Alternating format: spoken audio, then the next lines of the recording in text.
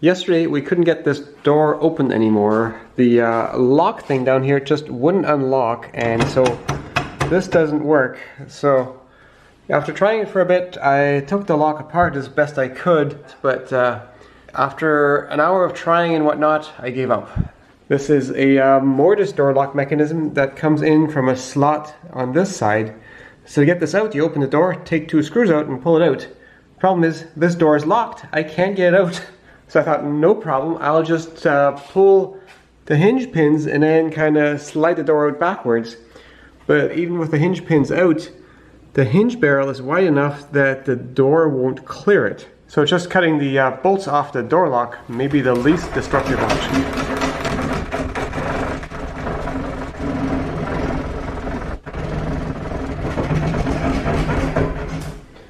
Well, I'm halfway through that one, but there's 2 bolts unfortunately. This took a whole lot longer than making it look in the video. It would be long and boring to watch. Okay, now there's another one down here. I need a little bit more room to work with. Oh yeah, that opens it right up. That might even be enough room to get a sawzall in there. But how much damage will that do? I guess I'm about to find out.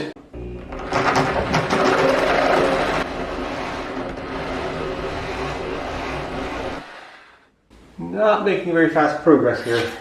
I'm adding a little bit of oil to help that blade stay cool. I can't jam in too deeply or I will damage the seal on the door.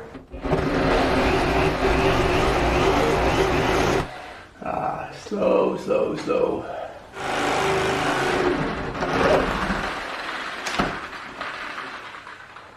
Did that go through?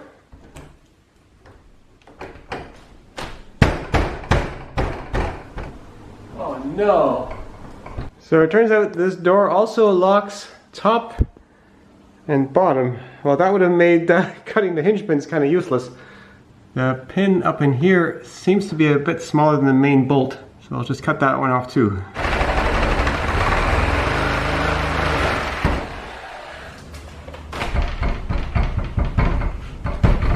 Definitely something on the bottom that locks it.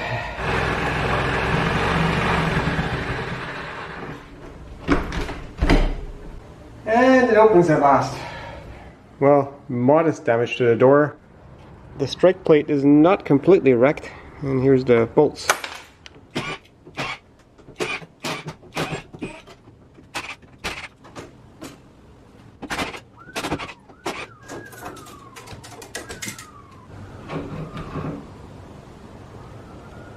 This was some nice mortise lock mechanism. Too bad it broke. Now I feel a bit dumb. The way this used to be together like this, if I just gotten some kind of hook behind this, I would have been able to force this back without cutting this one off.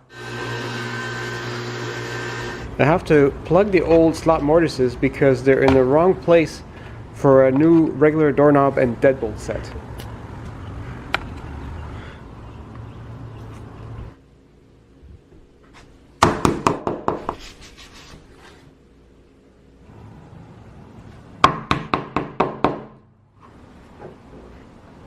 I'm leaving 2 gaps where I'm filling in this mortise, that way I don't have to drill 2 new holes from the edge of the door. With those holes plugged up, this should now be just a straightforward doorknob installation.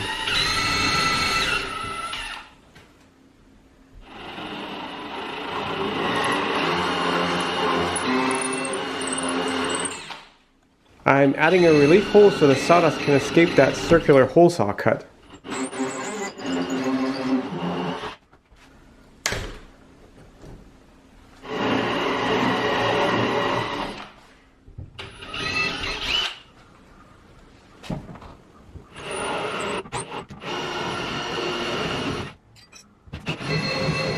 And another relief hole on the other side.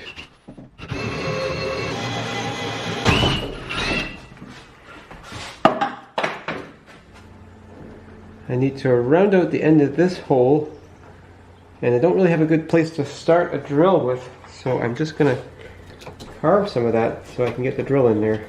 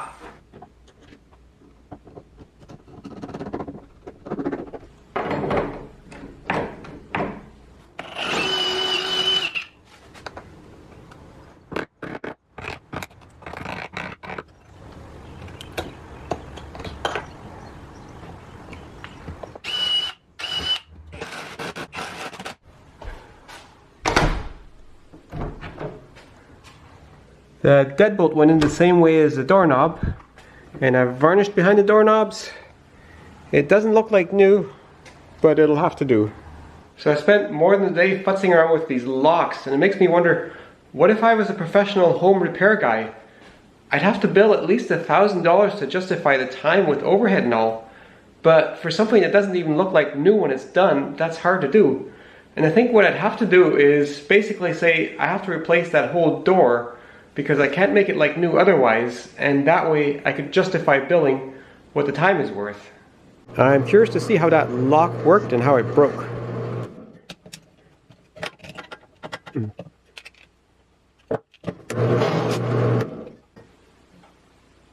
So the part that cracked here, that was only there to provide a bit of a soft stop at the top and bottom of the range using the spring. Basically, it would just push into that spring. But on account of that breaking, that jammed in here like that, which means the doorknob couldn't be pushed this way anymore. And I'm wondering if I had jammed that handle down hard enough, if those teeth would have just broken and then I would have still been able to use the doorknob. Because this part is a little bit redundant. But as long as the deadbolt part, this thing down here, is in the unlock position, all that does is move that slider back, and then if this doorknob gets pushed down, that pushes this up, which pulls back the deadbolts and also moves the sliders top and bottom to undo those. But without being able to move this handle down, I think if I had pushed a pin from the bottom up, like so, I would have still been able to open it. And knowing what I know now, after that I could have ground this part open to extract this bit, and then this whole thing would have actually still been usable. But as it is, with the things cut off here and the connectors drilled out, there's no way I can put this back together and have it work. And it occurred to me, a professional locksmith could have saved all that trouble, because they might have known that this can be fixed this way. That's if they had seen one of those locks before, and these are not very common here, and the lock had failed the same way, and the locksmith had taken it apart to figure out what's going on inside, and encountered this one, and decided to do a fix of the existing lock instead of replacing it. But Pallet doesn't even have those locks on their website anymore, so the odds of a locksmith saving all that trouble, pretty low. As it is, I spent under $100 in parts to fix this door, and it'll be good for a long time. And I saved ourselves, I don't know how much money, and a whole lot of waiting, because if you start replacing things, then you got a lot of lead time on all these things. And as it is, it's done.